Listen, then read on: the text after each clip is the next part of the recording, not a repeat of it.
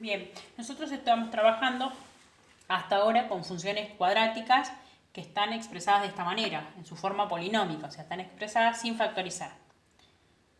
Cuando nosotros dan este tipo de funciones de esta forma, sabemos algunas características de la parábola, aunque no hagamos todavía ningún cálculo. Por ejemplo, sabemos que justamente como estamos trabajando en función cuadrática, o sea que el máximo exponente de las variables es 2, sabemos que el gráfico es una parábola. Eso lo sabemos. No me puede dar otra cosa, me tiene que dar una parábola y además es una parábola simétrica respecto de un eje, ¿sí? Bien, sabemos también que el corte en el eje Y, o sea, nosotros tenemos dos ejes, el eje Y y el eje X. Sabemos que el valor en donde se corte el eje Y, o donde se atraviese el eje Y, va a coincidir con el término independiente, con C. O sea, sabemos que la ordenada de la función está en Y igual a C. ¿Por qué sabemos que va a coincidir con el término independiente, con C? Porque cuando yo estoy trabajando y buscando la ordenada de la función, anulo al eje X, ¿sí? Lo anulo, o sea, hago que el eje X valga 0, porque yo solamente quiero trabajar con el eje Y.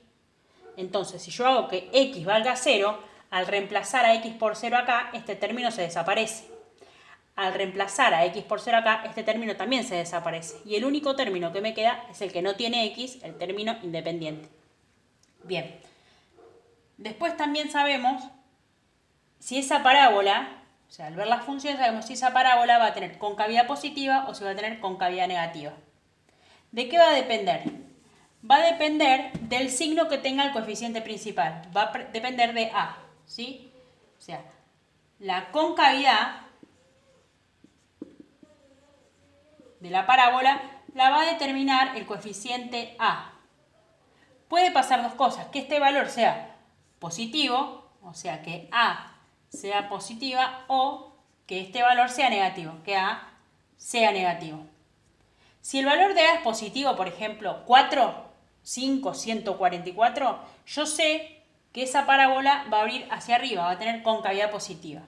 Y si este valor es negativo, menos 1, menos 0,5, menos 44, menos 73, sé que esa parábola va a abrir hacia abajo, va a tener concavidad negativa. Bien, además, sé otra cosa yo. Puedo saber si la parábola que estoy graficando va a estar o no va a estar centrada en el eje Y. O sea, si la parábola va a tener al eje Y como eje de simetría, o sea, el eje de simetría y el eje Y van a coincidir. O sea, si la parábola está centrada o está desplazada. Esta está centrada y esta, por ejemplo, está desplazada. ¿Cómo puedo saber yo si esa parábola va a estar centrada en el eje Y o va a estar desplazada? Puedo saberlo si existe el término lineal, si existe el término con X, ¿sí? Si existe el término lineal, quiere decir que B es distinto de 0. Y si B es distinto de 0, existe un eje de simetría que se desplazó de 0. ¿Está bien? Entonces, podemos decir que la parábola se va a desplazar si B es distinto de 0.